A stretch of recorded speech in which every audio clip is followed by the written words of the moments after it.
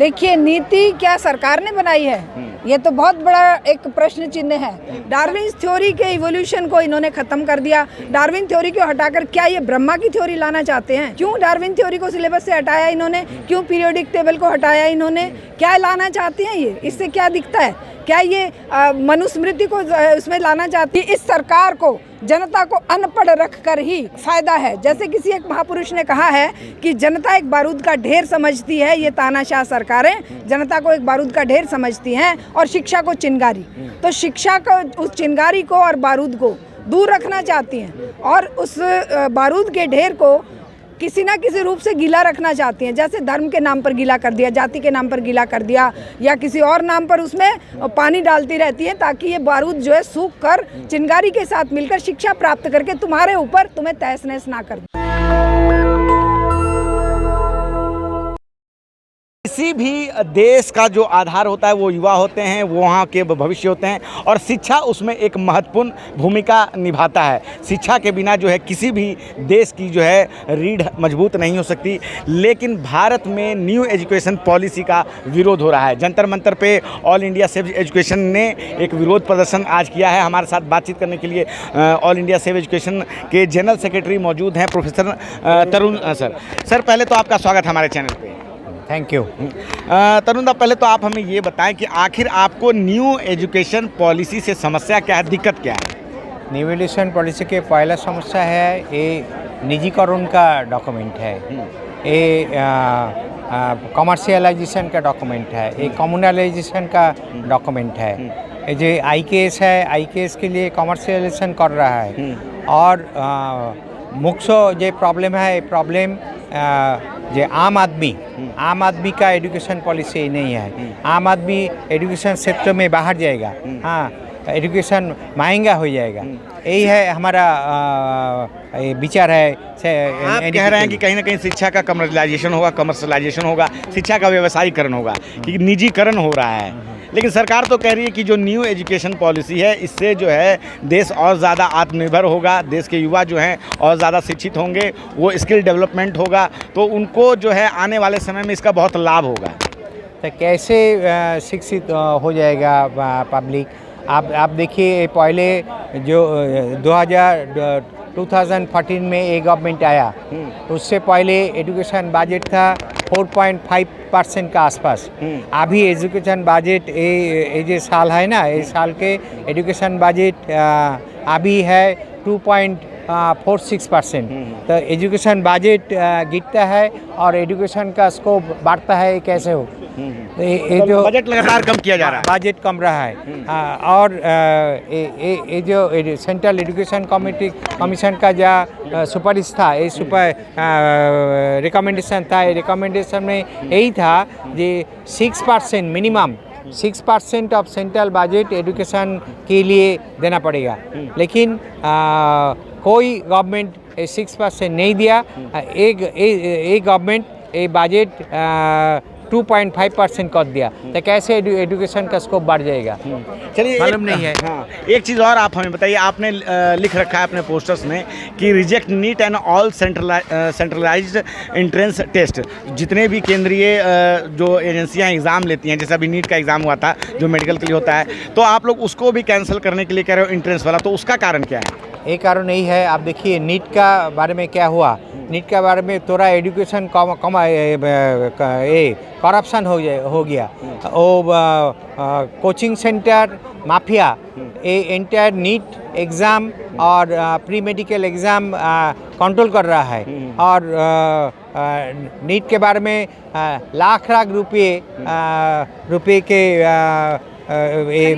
एक खरीद रहा है, सीट, मेडिकल सीट खरीद रहा है लाख रुपये में।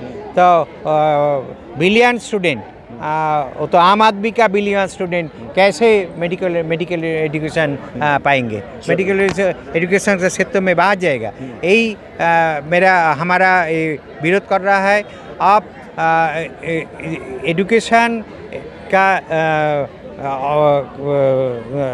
मेरा बात है, नो एजुकेशन पॉलिसी का मेरा बात है ये ऑटोनॉमी ऑफ एजुकेशन, शिक्षा का स्वाधिकार, क्या बोलता है हिंदी में? स्वाधिकार। शिक्षा का अधिकार, शिक्षा का साधिकार शिक्षा का साधिकार तो गड़बड़ हो गया है। CUET ये एक सेंट्रल एंट्रेंस एग्जामिनेशन टेस्ट है, लेकिन यूनिवर्सिटी का जो ऑटोनॉमी है ये ऑटोनॉमी बर्बाद हो जाएगा और आम आदमी का स्टूडेंट वो हायर एजुकेशन में नहीं आ पाएंगे। देखिए, नीति क्या सरकार ने बनाई है, ये तो बहुत बड़ा एक प्रश्न चिन्ह है। सरकार कोई भी अगर होती है तो वो जनता के हित को लेकर उन पर काम करती है, जनता के बच्चों को पढ़ाने की बात करती है। लेकिन यहाँ तो जनता के हित के ऊपर कुठाराघात हो रहा है। यहाँ तो लैक्स ऑफ लैक्स स्कूलों को बंद करने की योजना बनाई जा रही है। यहाँ तो सारी यूनिवर्सिटी से लेके और नर्सरी KG तक की शिक्षा को प्राइवेट हाथों में बेचने का एक प्रस्ताव NEP में लाया गया है। तो क्या ये पॉलिसी कोई भी जनहितैषी सरकार की बनाई हुई हो सकती है? बिल्कुल नहीं। ये पॉलिसी कॉरपोरेट सेक्टर की और एक पर्टिकुलर विचारधारा को प्रमोट करने के लिए उन लोगों ने बनाई है जो चाहते हैं कि करोड़ों करोड़ भारतीयों के बच्चे केवल लो लेवल की मजदूरी के मजदूर बने रह जाएं और मुट्ठी भर लोगों के बच्चे जो फॉरेन में एजुकेशन प्राप्त करेंगे और यहाँ पर आकर उनके ऊपर राज करने के लिए तैयार हो जाएं। बाकी जो 80 करोड़ लोगों को ये खाना मुफ्त बांटने की बात कर रहे हैं, उनके बच्चे तो वो बेचारे 12वीं पास करके कहीं किसी कॉलेज तक नहीं पहुंच पाएंगे। बेटियां हुई, दलित हुए, पिछड़े हुए आदिवासियों के बच्चे हुए, उन सब के लिए तो रास्ते पूरी तरह बंद किए गए हैं NEP में। कहीं पर भी इन्होंने किसी भी प्रकार की कोई भी नई स्कीम, नया कुछ ऐसा इन्होंने क्या किया है? पुरानी जो सड़ी गली नीतियाँ थी उन्हीं को इन्होंने और बर्बाद करते हुए उन्हीं पर काम किया है और बार बार कहा है कि 1986 की जो NPE थी, नेशनल पॉलिसी ऑन एजुकेशन, वो तो बहुत अच्छी थी। कहाँ अच्छी थी वो? उसके चलते तो 75-78 साल में हमारा जो शिक्षा स्तर है, जो हमारी ये साक्षरता रेशो है, वो तो बहुत पिछड़े से पिछड़े देशों से भी कम है, श्रीलंका से भी कम है। वहाँ पे तो 98% साक्षरता है जो हमसे बाद में आज़ाद हुए थे। हमारे यहाँ पर तो 1947 से लेके अभी तक अगर हम देखें तो 62 तक पहुँचे हैं। तो ये पॉलिसीज़ क्या हमारी जनता के हित की हैं और क्या सरकार ने बनाई है? बिल्कुल नहीं बनाई है। सरकार ने कठपुतली के रूप में उसे। तो आप ये कहना चाहते हैं कि सरकार जो है कॉर्पोरेट के दबाव में काम कर रही है? कॉर्पोरेट के दबाव में काम कर रही है और एक विचारधारा, एक विशेष विचारधारा को लेकर ये इतने ऑब्सेस्ड हैं, इतने ये एक तरह से उस दबाव में हैं कि इनका हर कदम, इनकी हर बात केवल इसी बात पर जाती है कि हम एक हिंदू राष्ट्र बनाएंगे या हम एक ऐसा राष्ट्र बनाएंगे जहां पर केवल बहुसंख्यक लोग रहेंगे। भाई इनसे कोई ये पूछे कि क्या ये देश जो इतनी सारी एथनिसिटी से मिलकर बना है, जो इतनी सारी रेसेस से बना है, जो इतने सारे समय समय पर कहीं हिंदू कुश पर्वत से आ रहे हैं, कहीं पर कोई और मंगोल आ रहे हैं, कहीं पर कोई द्रविडियन और कहीं पर कोई, तो क्या करेंगे ये? क्या उन सबको मुट्ठी भर लोग कंट्रोल करते हुए राष्ट्र के क्या ये डिक्लेरेशन करेंगे कि हम जो कहेंगे वही पढ़ोगे, हम जो कहेंगे वही खाओगे, हम जो कहेंगे वही कपड़े पहनोगे, हम जिससे कहेंगे तुम शादी करोगे? आज के डेमोक्रेटिक युग में, वर्तमान युग में ये ऐसा तानाशाही पूर्ण रवैया जो अपना रहे हैं और शिक्षा में भी वो परिलक्षित होता है। शिक्षा के सिलेबस को चेंज कर दिया गया है। मध्ययुगीन जो हमारा जो इतिहास था, उस इतिहास को पूरी तरह से इन्होंने मतलब एक तरह से बर्बाद कर दिया है, डिस्टॉर्शन कर दिया है, साइंस का डिस्टॉर्शन कर दिया है। इन्होंने जो 20 साल तक जो डार्विन ने रिसर्च करके जंगलों में घूमकर जो एक थ्योरी का पता लगाया था कि इंसान बना कैसे है, डार्विन थ्योरी के इवोल्यूशन को इन्होंने ख़त्म कर दिया। डार्विन थ्योरी को हटाकर क्या ये ब्रह्मा की थ्योरी लाना चाहते हैं? क्यों डार्विन थ्योरी को सिलेबस से हटाया इन्होंने? क्यों पीरियोडिक टेबल को हटाया इन्होंने? क्या लाना चाहते हैं ये? इससे क्या दिखता है? क्या ये मनुस्मृति को उसमें लाना चाहते हैं कि वो क्षीर सागर में भगवान विष्णु सो रहे थे, उनके नाभि से कमल निकला, कमल से ब्रह्मा निकला, सरस्वती निकली, फिर ये हुआ, फिर वो हुआ? वो कहानियाँ बच्चे पढ़ेंगे कि संसार की रचना ऐसे हुई है कि पैरों से शूद्र पैदा हुए, दिमाग से ये हुआ, फलाने से ये हुआ? ये गंदगी पढ़ेंगे क्या हमारे बच्चे? आज के इस विज्ञान के युग में, आज के इस चांद पर इंसान चला गया और आज ये हमें 5000 साल पीछे की कहानियाँ बताने के लिए सिलेबस को चेंज कर रहे हैं। NEP को पूरी तरह से बुद्धिजीवी वर्ग को, हर बच्चे को, हर स्टूडेंट को, हर शिक्षाविद को डिस्कार्ड करना चाहिए, सड़कों पर आना चाहिए। और हम प्रयास कर रहे हैं कि इसके अल्टरनेटिव के रूप में हम एक पीपल्स एजुकेशन पॉलिसी तैयार कर रहे हैं। अभी हमारा 3 दिन का सम्मेलन इसी बात को लेकर था, उसी के कंक्लूजन के रूप में आज हमारा ये प्रोटेस्ट था। मैम, अभी आपने बातचीत की कि अपने बातचीत के दौरान ये कहा कि हिंदू और मुस्लिम करते रहते हैं, हिंदू राष्ट्र बनाने की बात करते हैं। हालांकि अभी हम लोग न्यू शिक्षा पॉलिसी पे बात कर रहे थे, लेकिन अभी हम देख रहे हैं कि आप एक एक्टिविस्ट भी हैं कि देश में कई मस्जिदों की सर्वे की बात चल रही है। मस्जिद के नीचे क्या है ये बात चल रही है कि मस्जिद के नीचे क्या है, उसका क्या जवाब देना चाहेंगी कि जिस प्रकार से अजमेर के मस्जिद को लेकर विवाद है, अभी संभल में जो हिंसा हुई जिसमें 5 मुस्लिम युवक को गोली लग के उनकी मौत हो गई, तो ये बात बड़ी जोर शोर से ट्रेंड कर रही है कि मस्जिद के नीचे क्या है, क्या जवाब देना चाहेंगे आप इसका? देखिए, मस्जिद के नीचे पत्थर मिलेंगे, मंदिर के नीचे भी पत्थर और मिट्टी मिलेगी। ये अपने मन से कुछ भी वहाँ पर बनाकर कह सकते हैं। ये तो रातों रात कोई मूर्ति उसमें दबा देंगे, कहेंगे देखो इसके नीचे से ये निकला है।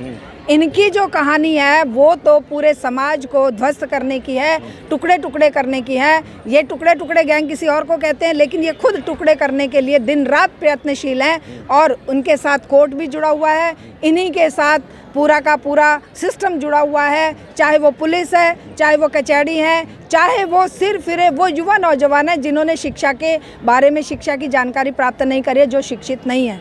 तो ये जो एक ब्यूरोक्रेटिक पूरा का पूरा प्रशासन, पूरी की पूरी पुलिस, पूरा का पूरा न्याय विभाग, न्याय जो संरचना है वो सब एकजुट होकर इस देश को बर्बाद करने के लिए मस्जिदों को खोदेंगे। अरे करने को तुम्हारे लिए बहुत सारे काम थे, तुम तोड़ने फोड़ने की बात करो, तुम बनाने की बात करो ना। तुम स्कूलों को बंद कर रहे हो, लाखों स्कूल बंद कर दिए हैं, तुमने स्कूलों को तोड़ दिया, तुमने मस्जिदों को तोड़ रहे हो, तुम कुछ निर्माण भी कर रहे हो या जहर का निर्माण कर रहे हो समाज में? एक बात का जवाब क्या देना चाहेंगे कि जहां सरकार जो है एक तरफ तो इस बात के दावे करती है कि हमने 12वीं तक की शिक्षा जो है मुफ्त कर रखी है सभी वर्गों के लिए, लेकिन दूसरी तरफ स्कूल बंद किए जा रहे हैं, तो ये जो विरोधाभास है इस पर क्या कहेंगे?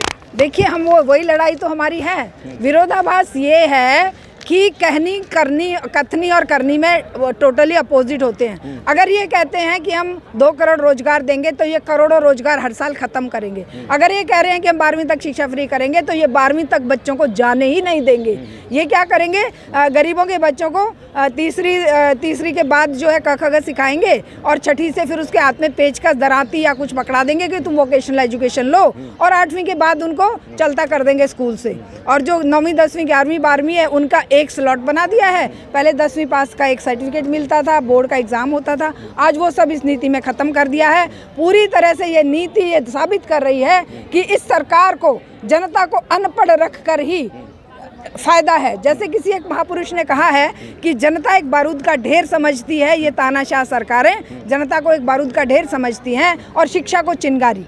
तो शिक्षा को, उस चिंगारी को और बारूद को दूर रखना चाहती हैं और उस बारूद के ढेर को किसी ना किसी रूप से गीला रखना चाहती हैं। जैसे धर्म के नाम पर गीला कर दिया, जाति के नाम पर गीला कर दिया, या किसी और नाम पर उसमें पानी डालती रहती है ताकि ये बारूद जो है सूख कर चिंगारी के साथ मिलकर शिक्षा प्राप्त करके तुम्हारे ऊपर तुम्हें तहस नहस ना कर दे।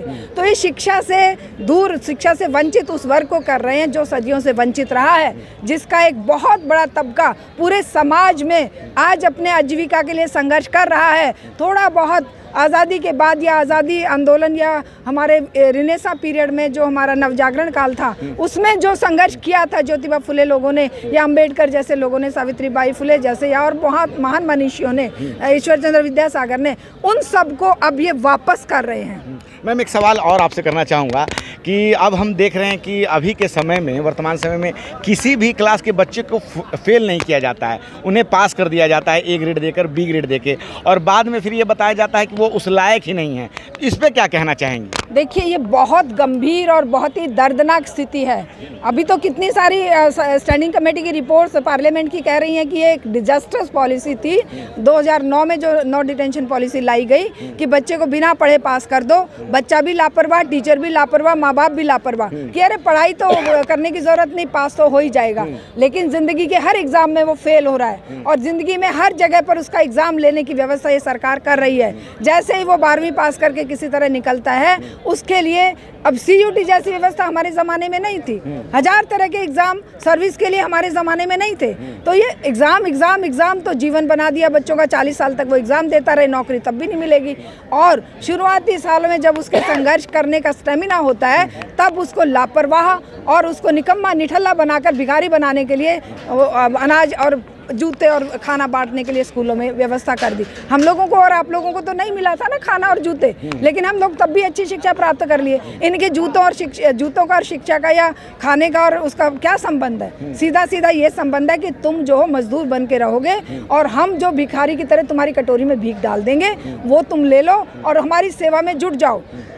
दो ही तरह के वर्ग रहेंगे। एक रहेगा मुट्ठी भर 1% लोगों का और बाकी 99% लोग जो है इनकी सेवा में रहेंगे। आने वाले 10-20 सालों में अगर ये संघर्ष हम लोगों के साथ जनता ने नहीं लड़ा, तो ये रोटी कपड़े पर काम करने की स्थिति ला देंगे जो कि फ्यूडल स्टेट में थी, जो सामंतशाही राज में थी, जो राजा महाराजाओं के टाइम में थी, जहाँ पर जातियों में, धर्मों में या एक ऐसी व्यवस्था बना रखी थी कि भाई वो उसके नीचे, वो उससे नीचे, वो उससे नीचे, वो चारपाई पे नहीं बैठ सकता, वो पानी नहीं पी सकता, वो यहाँ नहीं खड़ा हो सकता, वो वहाँ नहीं खड़ा हो सकता। फिर से वो पुरानी व्यवस्था ये लाने का इनका साजिश है, प्रयास है। नई शिक्षा नीति में उसकी पूरी व्यवस्था इन्होंने करी है, जिसका हम पुरजोर विरोध करते हैं। रामायण, महाभारत और चौपाई और ये क्या सुंदरकांड और आपके हनुमान चालीसा क्या पढ़ाई का अंग होने चाहिए?